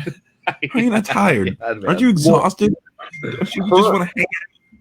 Her mom and her stepdad, they never met me. They live in Amsterdam. Never met me. They would just see me over Zoom or whatever, you know. And they really decided, because I was the reason why she stayed in America. It was me. Yeah. Oh, so you were the bad person. Yeah. So they did not like me. And they would tell her every day, you know, they get on the phone with her and tell her that I'm a loser. And, you know, like, why can't Shaelan pay the rent on his own? And why are you splitting the rent with him? And shit like that. Yo, we live in America. We don't have cheap rents and fucking social programs like you guys in Europe. I'm hearing so many fucking parallels, bro. This is frustrating. Really? Not only that, I'm a loser. Tell me yours. I want to hear your side of this. No, hold on. I was going to say, they called you a loser when their daughter is a fucking Hitler sympathizer. Like, yeah, I know, right? Get the fuck out of here. What are you talking about? Chinese Hitler sympathizer, right? Yeah. Oh God. Wow. Well, no. What? So what was it? What happened with you on that front? With her parents too, it was like, you know, she had a very machismo, you know, Hispanic dad. So the fact that, like, you know, I was pursuing comedy and acting and stuff, it was like I, you know, she's like, oh, if I wasn't working, like I was collecting unemployment and like doing auditions and you know, she's like, just say you got a new job. And I'm like, well, I did. I booked a commercial. She's like, yeah, but he doesn't want to hear about that. Like, that's not a real job. You know, that's shit. and it's like, yeah, and I'd get like the third degree, like, oh, so what are you doing? How you why is he, why can't he buy his own fucking beer or something like that? You know what I mean? Like what shit like that, like small little things, and it's like, hey, Martine, mind your fucking business. Yeah. Also, that Martine, how come your daughter can't just take one dick? How about that? Why don't you teach her to be better morals? You know what I mean? Like, and there would be and the thing was like, it was pretty fucking equal. Like if I had a good month, I'd pay the rent for that month. If I didn't, I'd need her to cover at least an extra couple $100, whatever, and then it's like that. And they would pry, and I'm a very honest. You and I are very similar, and we just kind of we spill our guts. We talk about what's happening. We were very real and very And she didn't like that about the way I would talk about our lives and talk about with things that were going on, things we were struggling with. Same thing. And then you would talk about that with just in general, right? Because that makes sense because we're comics, right? We talk about what's real and what's happening. Exactly. Okay, but you guys being real, but I think in the case for both of you with your exes, I think it was because if you tell your truth, they can't control the narrative. So if you're out there being open with people about things that are going on in your life, and they already know you told those people from the get-go, they can't spin it to be like, make you the bad person. True. And so I don't want you to share things with other people because I want to share things with other people to make me look like a victim and make you guys look like assholes. So people, I didn't think about it that way. Baby me. Yeah. And believe that's a good point. That's a really good point. I mean, was there anything for you, Ryan, like, was there anything in the kind of leading up to it that was like, oh, that's weird, there was a lot of double standard of like, I couldn't hang out with my friends, and then sometimes she wouldn't show up, she wouldn't come home until like 3 a.m. and then it's where the fuck, like where have you, like, oh, sorry, like that, and then it's like, okay, that's not okay, right? Like, and then I'd be out or something like that. I mean, I'd even at just like stand-up shows, and then it's like the show would be over, having some drinks, talking, come home immediately, chatting, and she'd be texting me like, okay, I know the show's over, come home. And I'm like, okay, bitch, like, you got home, you didn't come home at all the other night, and why? Like, I'm still coming home tonight, but just not right now. Guilty conscience. One thing for me is one thing that she started doing kind of towards the end was she was looking at herself. She would go in the bathroom and look at herself in the mirror naked for like an extended period of time. That's some right. Buffalo, and I was like, right. That's like exactly. I was like, what are you doing? Are you just checking to make sure your shit's tight, because you're taking it back out on the road? Like, oh, yeah, that's weird. Yeah. That's kind of and I may be, I don't know, maybe I'm reaching here, but that's what it seemed like to me. It's like, are you just checking, like, you want to make sure that, you haven't put on a couple pounds and and what kind of gets, what was happening with me a lot too was I get that it's a slippery slope. Like when you're in a relationship with somebody and if you're with them for very long, you get comfortable. And so you kind of just don't feel the need to try and be so, romantic all the time. Cause you're like, I locked it in, you're here. Like, it doesn't, and I know it's a slippery slope of like being disinterested. But I felt like I had a common ground to where it was like, I don't feel the need to like have to pursue you, and yet I'm getting complaints about you wanting me to do that all the time. But it's like, but why? You're here. That's like Cosmo bullshit, right? Of like, they want to be pursued. Right, constantly. but you can't be mad at me because I already fucking won the game. Here's the thing. Here's the thing. That's true. Communicate. Open up your fucking mouth and tell me, instead of just holding it all in until you blow up and like you're this giant piece of shit. You never want to do what I want to do. It's like, well, why didn't you say these things before? And I would have did them for you. Right. I thought it was fine. Steve, you make a great point. I mean, and actually I forgot about this. I wanted to bring this up earlier. So when the day that it was over, because I moved in it. I mean, I'd love to go through the whole fucking story, but it's a long one. So Yeah. I moved in and out of this apartment within 2.5 months 4 times. Oh shit. Yeah. Packed my shit, went to Orange County. She was like, I'm going through some shit, figured it out. I come back, something else happens. I go again. Like, this is, you did that willingly, like on her behalf. Like she was like, yes, because she had nowhere else to go. Oh, Jesus Christ. You know, she had nowhere else to go. So I was like, okay, I have somewhere I can go. Were these like argument things, or she was just like, I need my space? Okay. Both. You know, first it was I need my space, and I was rationalizing it because I was like, oh, you know, we're stuck. Neither one of us are working. We're stuck in a studio apartment during a fucking global pandemic. You know, sure. She can't see her family. I mean, there was a lot of things that made me go, all right, this is a tough situation. No, I mean, those are logical, you know, explanations and reasons why you a normal thinking human being would pack your things, give a person you care about space as they asked. Yeah, you know, and happy wife, happy life. You know what I mean? Right. Yeah. I'm just like, okay, she's, you know, this is a tough situation. She can't see her family. The fucking world's on fire. Like, it's a bad time. So I was trying to just make things as easy on her as possible. The last time when I came home, and like the day before, we had talked about getting an animal together. We had talked about going on vacation, house sitting for our friends. I came home and basically like all the shit was packed. And I was like boxed up, labeled by the front door. And I was like, what the fuck? Yeah. Your stuff? All her stuff. The majority. Oh, okay. And I was like, what's going on? What's up with this? And it was, and she's like, you know, pretty much everything is in here. I told you that I was thinking about going back to Germany, this, that, and the other. So basically what happened from that was I left again. She told me that she was going to, she's like, she told me later, you know, because I was obvious. She knew how I was going to react, you guys. Like, she knows me. She married me. Yeah. Tell me what fucking guy is going to walk into the apartment that he shares with his wife, see her shit packed, and not freak the fuck out. Yeah. You know, it's going to happen. So she knew that was going to happen. She said to me later when we were emailing, she goes, you know, what I wanted you to do was say, babe, I know you're being really irrational right now, but let's just, you know, she told me this. She's like, this is what I wanted you to do. And I was like, Lynn, why the fuck do you have to test me? Why? Yeah. Why do you feel like you? Yes. I'm your husband. Why the fuck do you have to test me? Like, I feel like at that point. Go ahead. I'm sorry. Well, it's like you just said, Steve. Tell me what you want.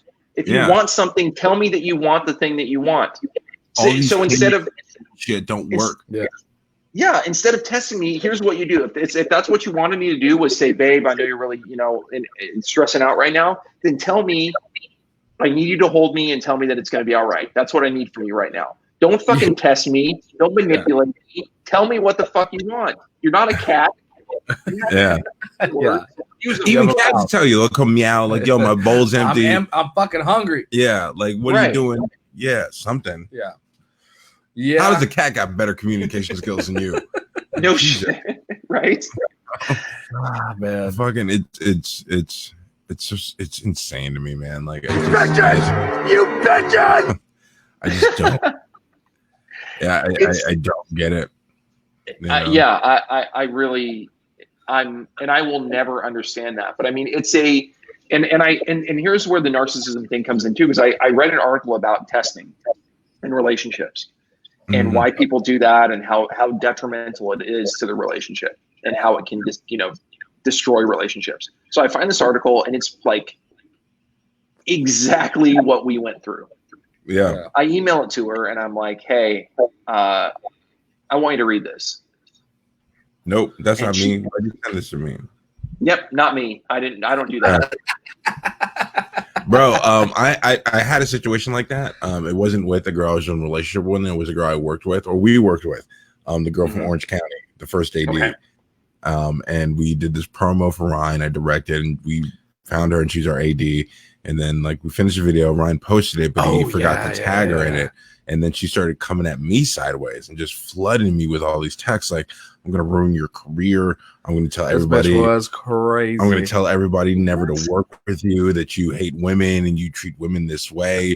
And I was just like, what the fuck? And so I texted her. I'm like, yo, you want me to be like, yo, I didn't post a video. Ryan did, number one.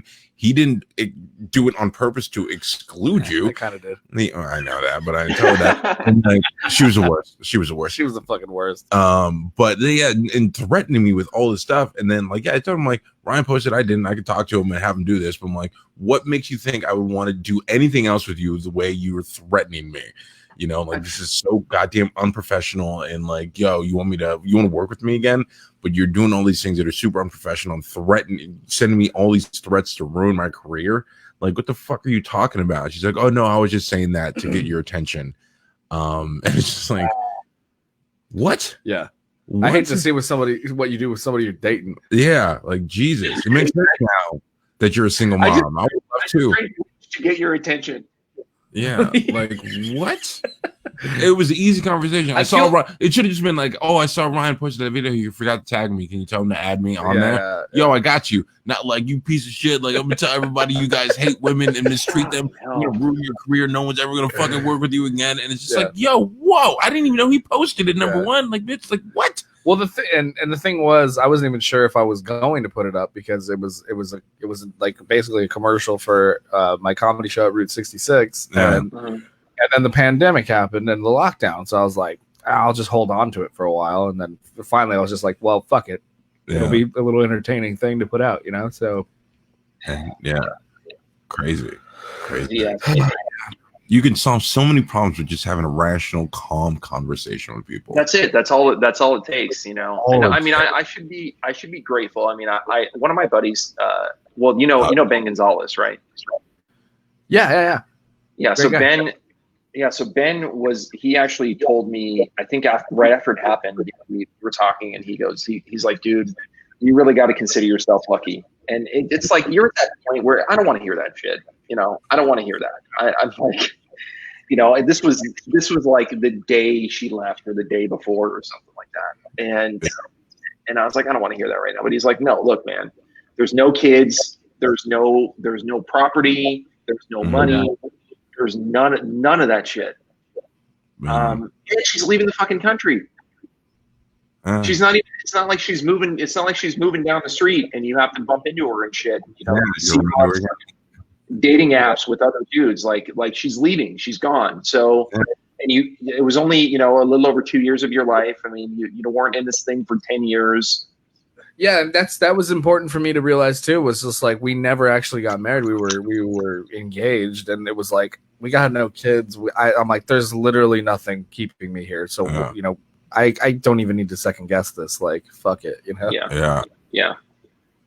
You know, it's hard sometimes to look at that and be like, you know, it is a positive thing overall, but yeah, because it doesn't feel positive, you know. Yeah. So coming out of it, and that's the thing, you know, that Steve was saying is what helped me a lot, which is hard that you don't have that right now, is having the outlet to talk about it, joke about it. Like, I had bits about her already that after this all happened snowballed into extra material that just kills now. So it was like, and cool. It's all true. It's all shit that really happened, you know? Yeah. So it was, it really, you know, I spun it in that sort of positive way, and now I can kind of joke about it and whatnot. But even joking about the truth, you know, still is like it's therapeutic to kind of just get it out there, you know, put it out to people to understand what you're going through, you know. Totally. I mean, it's funny when you tell there's parts of the story that I left out, but you know, a lot of it. But part of it that I told a buddy of mine, and he was cracking up, is we were emailing, and there's so many things, but one of them, she said at one point, she's like, life is full of hoops, quote unquote hoops. And I was like, Lynn, if you're saying that life is full of challenges, AKA hoops, you're right. Life is full of challenges, but it is full of hoops, but that doesn't mean that you need to make the hoops bigger and invisible. Yeah. Oh God. Yeah. Not necessary. Stop creating your own problems. Life is full of, you're like, you're right. Mexican women do like, yeah, right. I don't know. But when it happened, it's funny because I was in Orange County and I drove. I mean, this is like, we broke up so many times. The third time out of the 4, and I drove down. I didn't sleep all night, so I drive down to Laguna Beach, right? And I drive down, and I wanted to go like watch the sunrise and have that like movie moment of the guy that was just left, Yeah. So I get down there and I'm like, I'm going to go sit in the sand and I'm just going to watch the sunrise and cry. And of course, the beach was closed because of COVID.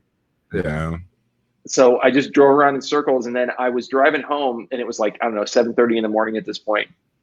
And I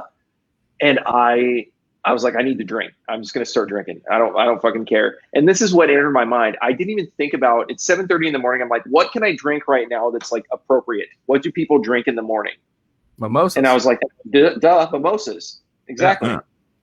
So I go in the liquor store, and I get a bottle of champagne and 2, like, they had like little bottles of orange juice. And you should have seen sobbing uncontrollably. You should have seen the clerk. He was like, what the fuck? What kind of a man is buying mimosa ingredients sobbing at 7:30 in the fucking morning? What a fucking weirdo. He probably was just like, oh, this is some shit he's going through right now. Something's going on. Yeah. He's like, I'm not even gonna ask any questions. I'm just taking that money and letting it fucking kill himself slowly. Yeah. One time I went and I went to the liquor store during my whole fucking my bottom out. I just went and like I just stopped. I mean, bottles of booze and beer and stuff, and then bring it all to the counter. And he's like, "Throwing a party, huh?" No, throwing a party, huh? Those are always those like early morning like beer runs, like 6 a.m. 7-Eleven serving beer again. Those like long sad nights, or like going. Yeah, it was like noon. Still awake, like red eyed, just like I'm not doing well. Like, don't judge me. Yeah, throw the party. Huh? Start early, huh? I haven't stopped. Like, please just bring me up. Yeah. I don't want to talk about it right now. I don't. Just let me. Judging me. Just let me live, please. The worst for me though, where it's kind of opposite, like off topic, with the same thing, like those like 7 a.m. trips to like Rite Aid for Plan B. Oh, yeah. And then like, oh shit, they're locked behind glass. So I had to call someone so crusty and red eyed, like, yo, I just don't look at me. Just get the goddamn. I need Plan B. Just get it. Stop giving me those judgy eyes. Like, I made a mistake. I told you about the woman waving around the box of condoms that I like when I went. I got a box of condoms and like something for heartburn and like back pain or something like that. And then and the condoms wouldn't scan. Yeah. And she's like, they had to price check them. Yeah, she's like, do you want to just go grab another box or whatever? Or I forgot what the fuck, but she's like waving it around, and it was that, and then there was something else I had that was kind of embarrassing. I can't remember, but it, like the combination of all that shit just like shouldn't have been in one person's possession. And I think for me too, is like if I'm behind people like that or buying things like that, like I'm secretly judging them and not saying anything. Like the one I saw the most, it was like a 50-year-old man, like at the liquor store, and I was just trying to get my little fucking 6-pack. He had like three packs of like tall cans of Budweiser. Then he bought like 6 of those like Black Rhino dick pills from the gas station. Oh, that's a party. And I was just like, yo, this guy is big night. Yeah, he's dying tonight, but he's gonna have a good time. Yeah. Like I've never 6. You bought 6 of these fucking dick pills at a time. Yeah. Like, bro, that's a lot. That's a lot of fun. That's a big night. Yeah. I don't think your heart's gonna handle it. Yeah. Fuck. Oh boy. All right. Well, let's wrap it there. We're at an hour and 5 almost. Man, but thank you so much, man. This is fun. Dude, thanks for having me, guys. This really helped me a lot. I really appreciate it. Obviously, we're sad what you're going through. It's tragic. It sucks, and I hope you're. I hope you come out of it okay. Yeah, I hope really for the best. I'm always. I'm always. If you want to communicate, if you want to jump on time. Bro, we can drive to Culver City. Yeah, I mean, we'll get together for a drink soon. I know. Come to Culver City, man. I got plenty of whiskey. Let's fucking just chill and talk. It'd be great. Soon. Let's do it. We'll do it and talk about terrible bitches in our life. Awesome. We got stories. My favorite topic. Yeah. All right, man. Well, thanks a All lot. right, guys. Thank you. Yeah. Be Talk to you good. soon. Stay up. See ya. See ya. See ya. Good guy. God, that was fun. Yeah, it was fun. So, well, we're still here live, but We were still live and we're out of Trulies. oh, we're out of the ones I brought in. We still got like 3 more. Oh, okay. Outside. Well, one of those three are gonna do. Yeah, it. yeah. So All right. Thank you guys for watching. Thank you guys my for girl at Highs right now. thank you guys for listening. Follow me on Instagram and Twitter at Ryan P. Demarest. And you can follow me on Twitter at Steve X Rogers. Also, check out the Patreon page. We need money. Please, we need money. We spent all this money on these new mics and stuff, and we need some extra stuff. We got some other things we want to do. Yeah. We haven't talked about yet, but your help will make it happen. Patreon.com/humpcat. Oh, not sorry, wrong one. Hit the mics. Who? Fuck, I do that one too. Yeah. We're all broke. Let's make it happen. Yeah, so do that, and we also have some other ideas, some new stuff that we got in the chamber. Yeah, new kind of show coming. So subscribe, comment, like it, link it, share it. Love you. Thank you. Goodbye, everybody. All right. Good night.